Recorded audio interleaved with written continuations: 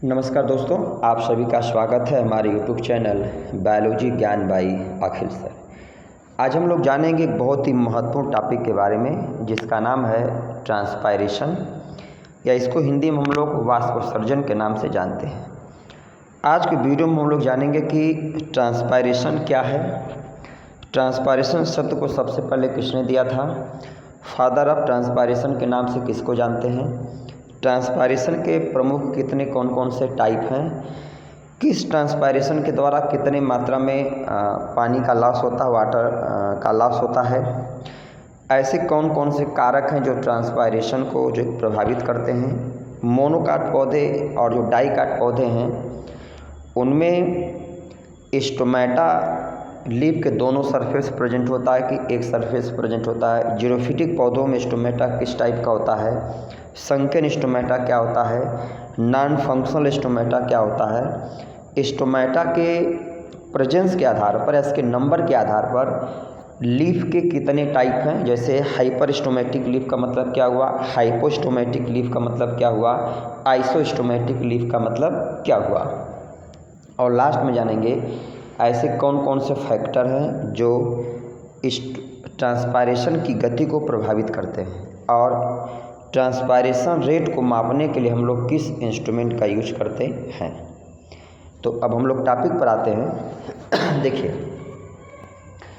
Transpiration जिसको हम लोग हिंदी में वाष्पोत्सर्जन के नाम से जानते हैं, अगर इसकी परिभाषा में एक सिंपल में जो बताना हो तो ट्रांसपायरेशन का एक प्रोसेस है जिसमें पौधों के एरियल पार्ट से, जैसे लीफ के द्वारा, स्टेम के द्वारा, फ्रूट के द्वारा, फ्लावर के द्वारा जो पानी वाष्प के रूप में लॉस होता है उसी को हम लोग क्या बोलते हैं, ट्रांसपायरेशन बोलते हैं। मीनिंग कोई भी प्लांट जितने मात्रा में पानी को एब्जॉर्ब करता है उसमें 5% पानी का केवल पौधा यूज करता है, 95% जो वाटर होता है वह ट्रांसपायरेशन के रूप में क्या होता है, लॉस हो जाता है।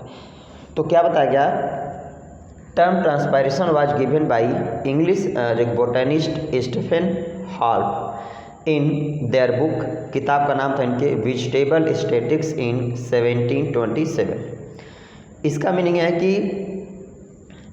ट्रांसपायरेशन जो शब्द है इसको सबसे पहले स्टीफन हॉल करके वैज्ञानिक थे, स्टीफन हॉल नामक वैज्ञानिक ने 1727 में इस शब्द को दिया था और एक अपने किताब में दिया था, उस किताब का नाम था वेजिटेबल स्टैटिक्स।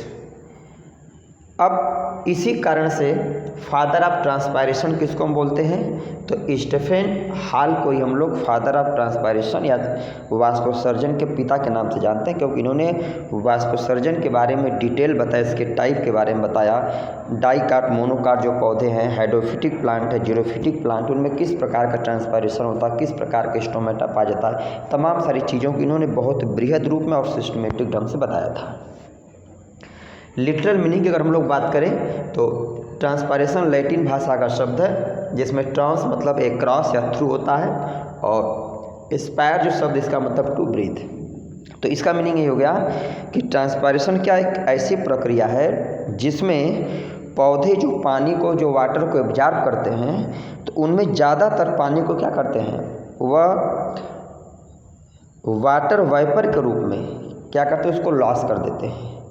तो एक अध्ययन के मुताबिक कोई भी पौधा, कोई भी प्लांट जितना पानी को एब्जॉर्ब करता है उसका 95% पानी क्या होता है, उसका वाटर के रूप में वो लॉस कर देता है ट्रांसपायरेशन के रूप में, मतलब वाटर वेपर के रूप में, और 5% ही पानी जो होता है वो अपने यूज में रखता है।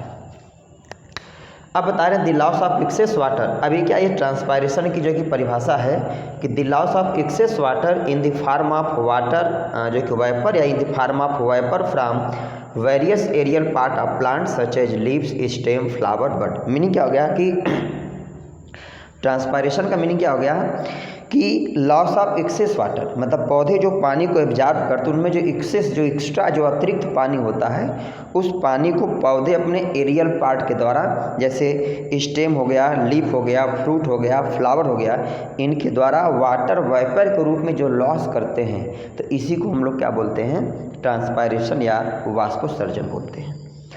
Total water absorb by plant only 5% retain in plant and 95% loss. मतलब जो टोटल पानी का एब्जॉर्प्शन होगा उसमें से 5% पानी का यूज केवल पौधे करते हैं, बाकी 95% वाटर क्या होता हुआ, वाटर वेपर के रूप में लॉस हो जाता है। अब अगर हम लोग टाइप ऑफ ट्रांसपायरेशन की बात करें तो ट्रांसपायरेशन के यहाँ पे 3 टाइप हैं।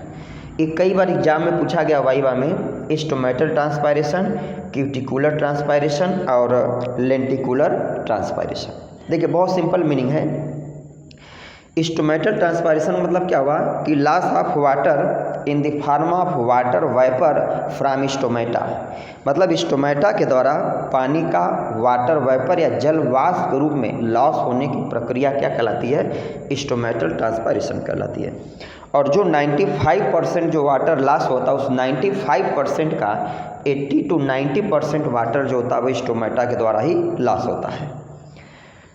अब प्रश्न आ जाए कि स्टोमेटा क्या है, तो स्टोमेटा एक माइन्यूट पोर, एक माइन्यूट छिद्र है जो मुख्य रूप से पत्तियों के अपर सरफेस पर या लोअर सरफेस पर या दोनों मतलब सरफेस पे जो है कि स्टोमेटा जो है कि पाया जाता है।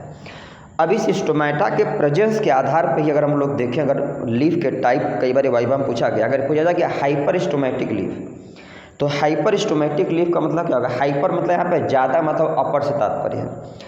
अगर पत्तियों के अपर सरफेस पर मुख्य रूप से स्टोमेटा अगर पाए जा रहे हैं तो ऐसी पत्ती को लीफ को हम क्या बोलेंगे, हाइपर स्टोमेटिक लीफ।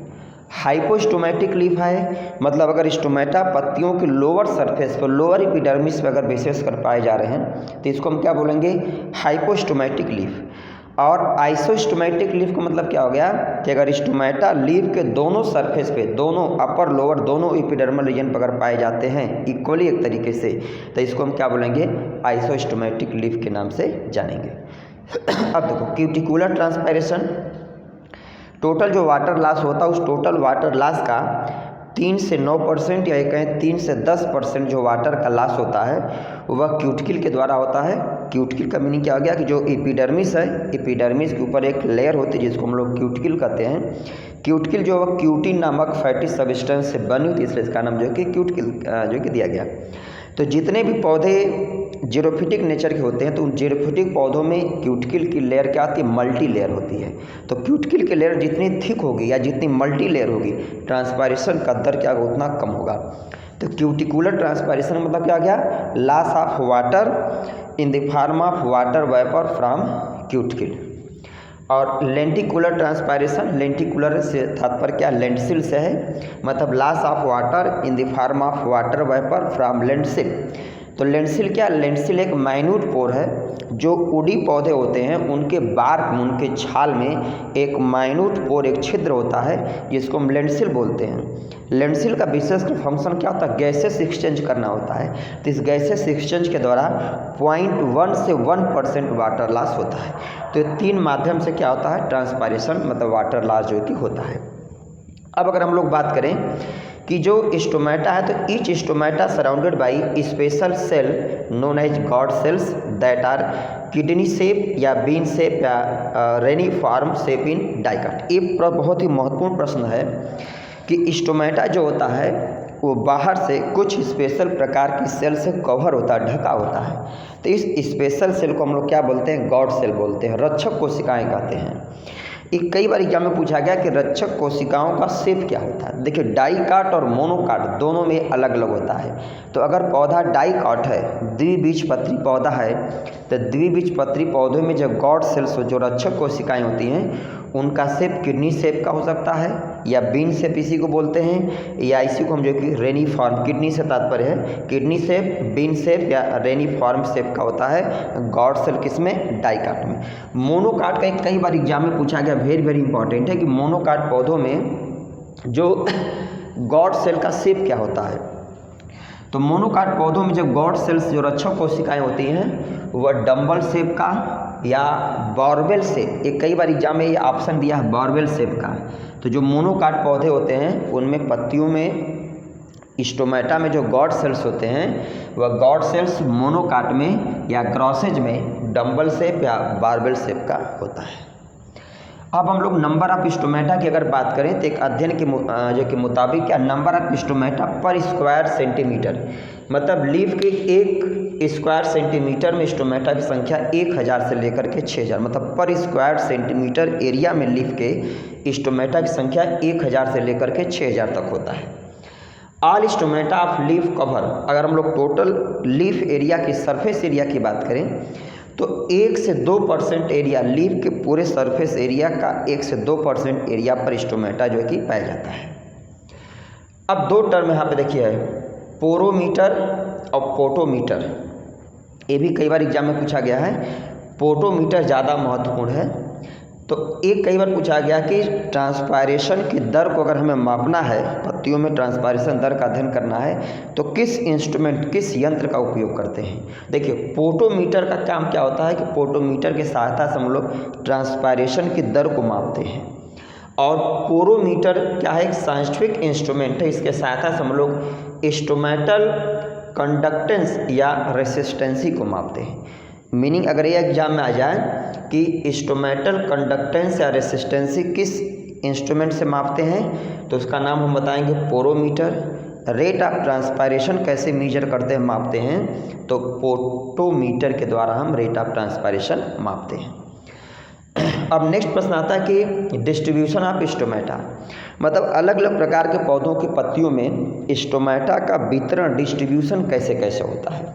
देखिए डार्सी वेंट्रल लीफ, तो डार्सी वेंट्रल लीफ का मतलब क्या हो गया, डार्सी वेंट्रल मतलब ऐसी पत्तियां जिसमें डॉर्सल वेंट्रल दोनों साइड क्या हो, अलग अलग हो। जैसे जितने डाइकाट पौधे होते हैं उनमें आप देखेंगे फ्रंट वाला जो लीफ का पार्ट हो अलग कलर का रहता है और बैक साइड जो होता है वो अलग कलर का होता है। तो डॉर्सी वेंट्रल का मतलब क्या होगा, ऐसी पत्तियां जिसमें डॉर्सल वेंट्रल दोनों क्या हो, डिफरेंट हो।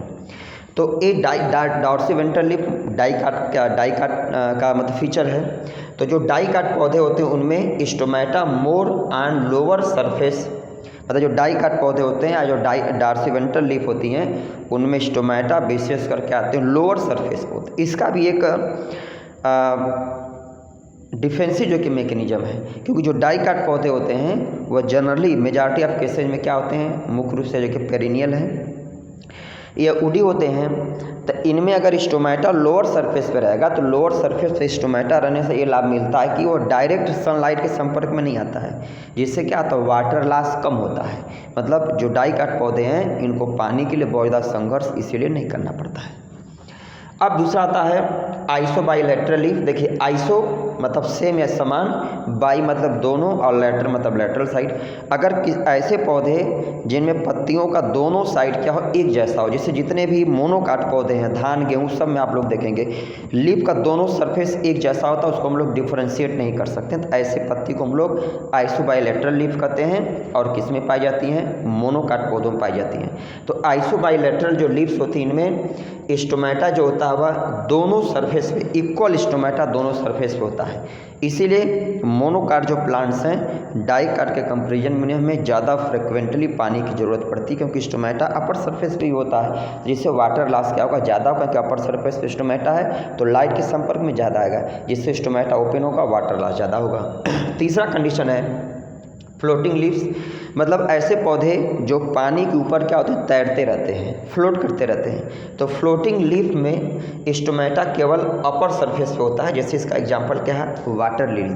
क्योंकि जो पौधे जल में हैं तो उनमें स्टोमेटा अपर सरफेस, चाहे जितना स्टोमेटा रहेगा, चाहे जितना वाटर लॉस हो, चूँकि वह जल में है तो इसमें कोई समस्या नहीं होती।